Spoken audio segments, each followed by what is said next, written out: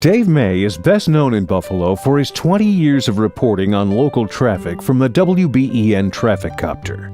But there's much more to Dave's career. He's a broadcast engineer, talk show host, computer specialist, and voiceover talent, as well as a helicopter pilot. I worked with Dave through all of the 80s and most of the 90s at BEN. It was a long time, over 30 years I guess I've known Dave. So we did a lot of traveling together, went to a couple of Super Bowls together, we went to Bermuda, and some various other sundry spots. We always had a great time. Dave's a great travel partner. He's always up for adventure, and he's good to have along too because he's MacGyver-esque. He can always fix anything, and he's got a very analytical mind. He can always walk through a problem. As a matter of fact, Dave's probably the main reason why I'm still on the radio in Buffalo. I was frustrated. I'd been working for a few years doing middays, and I wanted to go to mornings, and I want to go back to mornings. So I had a chance to go out of town, and so I figured it was a pretty good deal. So I figured maybe I'll run it by Dave because Dave was good at these kind of things. So I told Dave about it, and he pointed out some of the flaws, and so I decided I was going to stay in Buffalo. He thought that was a pretty good move, and it worked out pretty good. So he was probably the main reason why I'm still on the radio in Buffalo, but he almost cut my broadcast career short too. We used to play racquetball quite frequently across the station on Elmwood Avenue, and Dave was a good racquetball player, but he was crafty. Some people might even say sneaky. So I was up court from Dave one day, and I hit a shot that I knew he'd have trouble returning.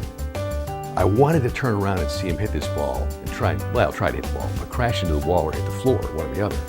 You're not supposed to do that in a racquetball court, turn around, watch the ball. But temptation got in the way, and I turned around just in time to see him hit this shot. It was a rocket shot, and it hit me right in the crotch. And man, I went down like a ton of bricks. But that's when I saw the other side of Dave, the kind and caring side of Dave, as he stood over me, guffawing, trying to mouth the words, "Are you okay?" which he couldn't get out of his mouth because he was laughing so hard. Which is why to this very day, whenever I know I'm going to be around Dave, I wear a cup. It's just protection is what I do. But anyway, Dave, congratulations on your selection to the Buffalo Broadcasters Hall of Fame. You're a pro to work with, just an example of a pro, and you're an even better friend. I love you. Dave's interest in things electrical dates back to his earliest days. At age 4, he changed a damaged plug on a lamp. His first radio job came in 1957 as a summer replacement at WPAZ in his hometown of Pottstown, Pennsylvania. From there, he landed his first full-time job as a disc jockey at WGSA in Ephrata, Pennsylvania. He earned his first-class radio telephone license and became the station's chief engineer. During his time at WBEN, Dave filled in on air shifts and did voiceovers on commercials.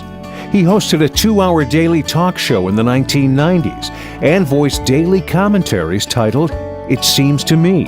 I'm aware of the principle of caveat emptor, let the buyer beware. But all this stuff makes caveat emptoring a whole lot harder. Of course, that's what it's meant to do. That's how it seems to me.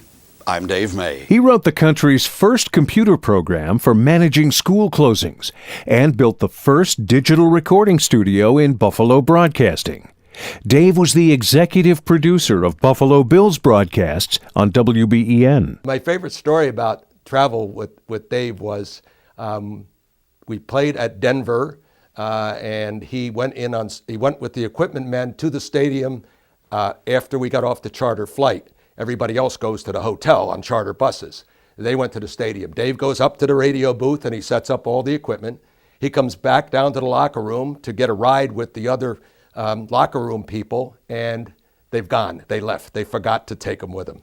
Now he's in Denver Stadium and luckily got a ride from an employee with the Broncos. That was the good news. The bad news is Dave had no idea what hotel the Bills were staying at. So they spent an hour driving around downtown Denver until they finally found the Marriott Hotel where the Bills were staying. So.